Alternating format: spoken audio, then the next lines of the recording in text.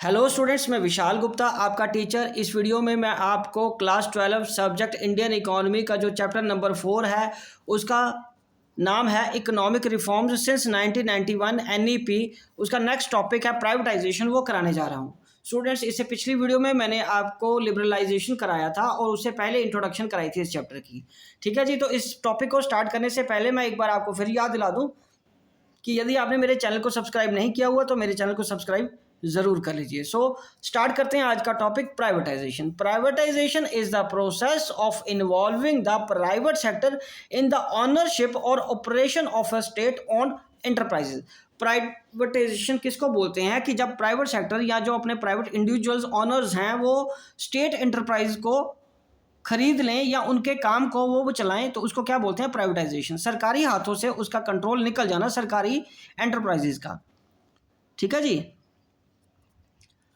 It implies gradual withdrawal of government ownership. धीरे धीरे सरकारी जो मालिकाना हक है उन फैक्ट्रीज पे, उन एंटरप्राइजेज पे, उन बिजनेस हाउसेज पे, मैनेजमेंट में भी उनका हिस्सा धीरे धीरे कम होते जाना सरकार का। It happens in two way. First, outright sale of the government enterprises to the private entrepreneurs.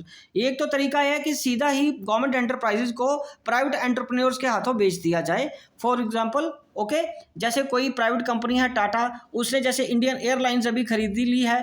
ठीक है, तो पूरा का पूरा नियंत्रण सरकार का खत्म हो गया है और प्राइवेट एंटरप्रेन्योर टाटा ने उसको अपने ऑनरशिप में ले लिया है और मैनेजमेंट भी उनके पास आ गया है। दूसरा, withdrawal of government ownership and management from mixed enterprises jointly owned and by government and private entrepreneurs. जैसे बहुत सारे शहरों में मेट्रोज चल रही हैं, वो प्राइवेट और पब्लिक ऑनरशिप के साथ ही चल रही हैं। उसमें धीरे धीरे गवर्नमेंट अपना स्टेक कम करती जाएगी।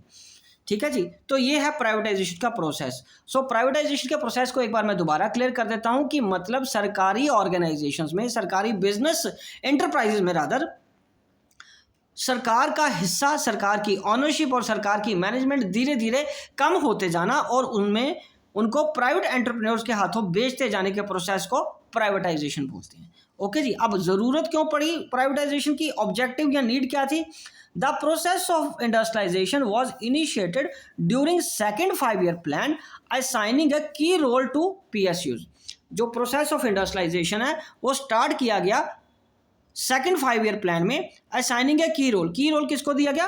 प्राइवेट सेक्टर एंटरप्राइजेस को, अंडरटेकिंग्स को। ठीक है, बट उसके बाद क्या हुआ?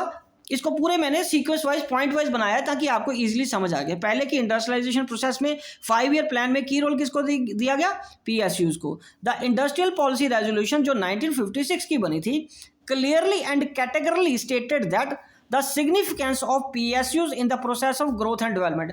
और जो इंडस्ट्रियल पॉलिसी रेजोल्यूशन 1956 बना था उसमें क्लियरली ये लिखा हुआ था, इंपॉर्टेंस बताई गई थी कि PSU will take the prime seat for the growth and development of the economy. ठीक है, and doubtless it was on the account of the spread of PSUs that India could diversify its industrial base between the period 1951 to 1991। और ये कहना गलत नहीं होगा कि PSUs spread हुई 1951 से 1951 से 51 तक, 91 तक। ओके, उसमें डाइवर्सिफिकेशन भी आया। Also, it was due to spread of PSUs, the Indian economy underwent from agriculture to industry। No doubt कि जो PSU का स्प्रेड हुआ उससे हमारी इकोनॉमी एग्रीकल्चर इकोनॉमी से इंडस्ट्रियल इकोनॉमी में शिफ्ट होनी शुरू हो गई और शिफ्ट हो भी गई। ठीक है जी, और उसके बाद क्या हुआ? Gradually most public undertakings, public sector enterprises turned into a dead weight loss. तो अब क्या हुआ? धीरे धीरे जो पब्लिक सेक्टर की एंटरप्राइजेस थी वो धीरे धीरे डेड वेट लॉस होता गया, उनको धीरे धीरे लॉस में जाने लगी। ठीक है, mounting losses of PSUs become sustainable. मतलब जो बढ़ते हुए लॉसेज अब वो बर्दाश्त के बाहर हो रहे थे, उनको कंट्रोल करना और रोकना मुश्किल होता जा रहा था। उसमें लीकेज हो रही थी, pilferage, inefficiency and corruption. Leakage का मतलब धीरे धीरे पैसा निकल रहा था, पता नहीं चल रहा था कि कहाँ से वेस्ट हो रहा है। पिलफरेज, चोरी हो रही थी। चोरी मतलब सामान कहीं और जा रहा था, कंट्रोल खत्म हो रहा था, कोई चेक पॉइंट्स नहीं थे। ठीक है, तो रिसोर्सेज का मिसयूज हो रहा था। इनएफिशिएंसी थी, प्रोडक्टिविटी ज़्यादा नहीं थी क्योंकि सरकार का नियंत्रण था गवर्नमेंट ऑफिशियल्स काम नहीं करना चाहते थे क्योंकि उनको पता था कि सरकार ने उनको पैसा या उनको सैलरी तो दे ही देनी है, और धीरे धीरे करप्शन भी हो रही थी उसमें, and had become so rampant, और ये लगातार बढ़ती जा रही थी in PSUs that their privatization was considered as the only remedy, और सरकारी नियंत्रण से बाहर आना और प्राइवेट हाथों को ये बेचना एक कंपल्शन और आखिरी उपाय के रूप में ये सामने आने लगा. So accordingly in 1991 the government decided to phase out public enterprises by selling its equity to the private entrepreneurs. Okay, accordingly in 1991 the government decided to phase out public enterprises. 1951 की जो न्यू NEP आई थी उसमें सरकार ने ये decide कर लिया कि पब्लिक एंटरप्राइजेज को बेच दिया जाएगा प्राइवेट एंटरप्रेन्योर्स के हाथों. However, in view of their efficient performance, Navratnas were to be retained as public sector enterprises. और जो एफिशिएंट चलने वाली नवरत्ना थी, नवरत्ना समझते हो ना, नौ रत्न, तो ये 9 एंटरप्राइजेज ऐसी थी जिनकी परफॉर्मेंस अच्छी थी, जो पैसा कमा के सरकार को दे रही थी. ऐसी कंपनीज को सरकार ने प्राइवेट हाथों में नहीं बेचा, जैसे स्टील अथॉरिटी ऑफ इंडिया, जैसे भारत पेट्रोलियम, ऐसी बड़ी बड़ी कंपनीज थी 9, सरकार ने उनको प्राइवेट हाथों पे नहीं बेचा क्योंकि वो तो प्रॉफिट कमा के दे रही थी. ओके जी, indeed the government has decided to upgrade their functional freedom, और सरकार ने वास्तव में उनके फंक्शनल फ्रीडम को अपग्रेड किया with a view to enhance their competitive strength, और उनमें कॉम्पिटिटिव स्ट्रेंथ को बढ़ाने के लिए उनके फंक्शनल फ्रीडम देनी उनको शुरू कर दी. और अब ये मैं बताऊंगा आपको कि गेन्स क्या हुए प्राइवेटाइजेशन ने, हमने हासिल क्या किया.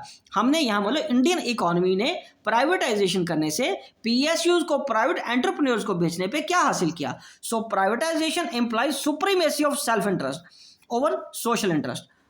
प्राइवेटाइजेशन से क्या होता है, सेल्फ इंटरेस्ट को इंपॉर्टेंस दी जाती है, सोशल इंटरेस्ट को इंपॉर्टेंस नहीं दी जाती, which leads to increase in efficiency, जिससे एफिशिएंसी बढ़ती है, प्रोडक्टिविटी बढ़ती है, और जिसका रिजल्ट हाई प्रॉफिट के रूप में सामने आता है. तो प्राइवेट सेक्टर में प्रॉफिटेबिलिटी सबसे बड़ा ऑब्जेक्टिव होता है, सबसे बड़ा गोल होता है. ठीक है, और उसको प्राप्त करना है अगर आपको प्रॉफिट को, तो आपको एफिशिएंट होना पड़ेगा, आपको प्रोडक्टिविटी बढ़ानी पड़ती है. तो ये पीएसयूज में लैकिंग थी, इसलिए प्राइवेटाइजेशन किया गया. So privatization expects private enterprises to work for a competitive environment, both domestic and international level. Privatization में ये expect किया गया कि वो competitive environment create करें domestically और international level पे भी, which leads to upgradation, जिससे उनकी upgradation होगी, modernization होगी. There are which are essential condition, जो कि essential condition है ग्रोथ करने के लिए और डेवलपमेंट करने के लिए. आपको अपने आप को अपग्रेड करना पड़ेगा, आपको अपने आप को मॉडर्न करना होना पड़ेगा अगर आप ग्रोथ एंड डेवलपमेंट चाहते हो. तो सरकार ने फिर प्राइवेटाइजेशन को ही चुना था इस प्रोसेस के लिए. ओके जी, और उसके बाद है privatisation promotes consumer sovereignty. Consumer को आज़ादी मिली और चॉइस मिली. आज़ादी का यहाँ मतलब उसको और चॉइस मिली. पहले उनके पास लिमिटेड चॉइस थी, अब वो मल्टीपल प्रोडक्ट्स में से किसी एक को चूज कर सकते थे. Higher degree of consumer sovereignty implies wider choice and better quality of life. इसे कंज्यूमर्स को एक बेटर चॉइस तो मिली, उनको क्वालिटी ऑफ लाइफ, अच्छे प्रोडक्ट्स भी मिलने शुरू हो गए, जिससे उनकी क्वालिटी ऑफ लाइफ बेहतर होगी. सिंपल बात करें वॉशिंग मशीन, सिंपल बात करें मिक्सर ग्राइंडर, सिंपल बात करें एसी, टीवीज, मोबाइल्स, ये बेटर क्वालिटीज ऑफ लाइफ हमारी होती जा रही है जैसे जैसे हम इन इक्विपमेंट्स को इस्तेमाल कर रहे हैं. तो पहले ही हमारे पास ऐसे इक्विपमेंट्स नहीं थे. ठीक है, अगर थे तो बहुत लिमिटेड कंपनीज थी, पीएसयूज थी जो इसको बनाती थी, जिसकी वजह से वो जैसा बनाएंगे वैसा अडॉप्ट करना पड़ता था, खरीदना पड़ता था. अब कंपटीशन जैसा है कि जो सस्ता देगा, जो बढ़िया देगा, जो ज़्यादा फीचर देगा उस प्रोडक्ट के, उसका सामान ज़्यादा बिकेगा. आप समझ गए ना पॉइंट मेरा. ओके जी. So privatisation promotes diversification of production. Diversification of production भी हुई. पहले सिर्फ फूड ग्रेन या इसेंशियल आइटम्स तक ही था, अब लाइफ सेविंग ड्रग के अलावा टॉनिक्स, विटामिन, प्रोटीन्स. ठीक है, दूसरी इंडस्ट्रीज की बात करें, फैशनेबल क्लोथ्स, फैशनेबल एसेसरीज. ठीक है जी, फूड आइटम में भी बहुत सारी वैरायटीज आ गई, तो इससे प्रोडक्शन भी डाइवर्सिफाई हुई. ओके, तो सिर्फ अब हम बेसिक नीड्स को पूरा करने वाला सामान नहीं बना रहे, हम क्वालिटी ऑफ लाइफ को इंप्रूव करने वाला सामान भी हमारे देश में अब बनना शुरू हो गया आफ्टर प्राइवेटाइजेशन. और लॉसेज क्या रहे, क्योंकि जब भी कोई नई चीज़ आती है तो उसके कुछ प्लस पॉइंट्स होते हैं, कुछ माइनस पॉइंट्स होते हैं.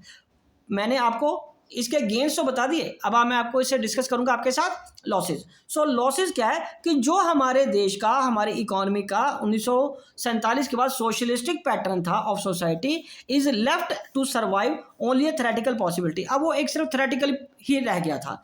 It loses its practical relevance once PSUs are sold off to private entrepreneurs. अब वो सिर्फ किताबों में ही रह गया था, बातों में ही रह गया था, प्रैक्टिकली उसका कोई मतलब नहीं रहा था, क्योंकि हम प्राइवेटाइजेशन में PSUs को बेच दिया था। तो सोशलिस्टिक पैटर्न में क्या था, सस्ता और हर व्यक्ति के लिए सामान उपलब्ध कराना।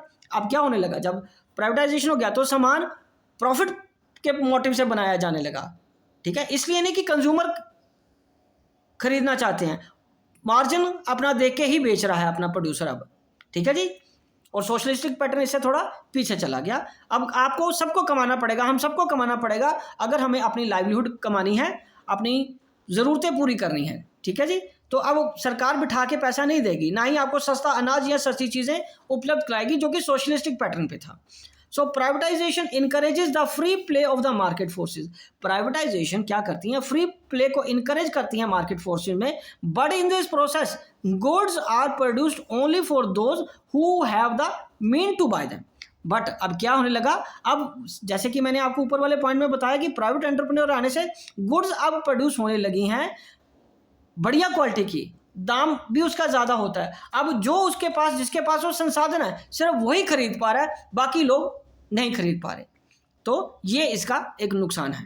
तो प्राइवेटाइजेशन में सामान तो अच्छा बनना शुरू हो गया, ठीक है, कंपनीज तो प्रॉफिट कमा रही हैं, लेकिन अगर लोगों के पास संसाधन नहीं है खरीदने के लिए तो वो उनको खरीद नहीं पाएंगे, ठीक है जी। तो सोशलिस्टिक पैटर्न प्राइवेटाइजेशन में इग्नोर होता है, मेन पॉइंट ये है, ठीक है जी। तो इसी के साथ ये टॉपिक प्राइवेटाइजेशन कंप्लीट होता है और मैं ये वीडियो यही कंक्लूड करता हूँ।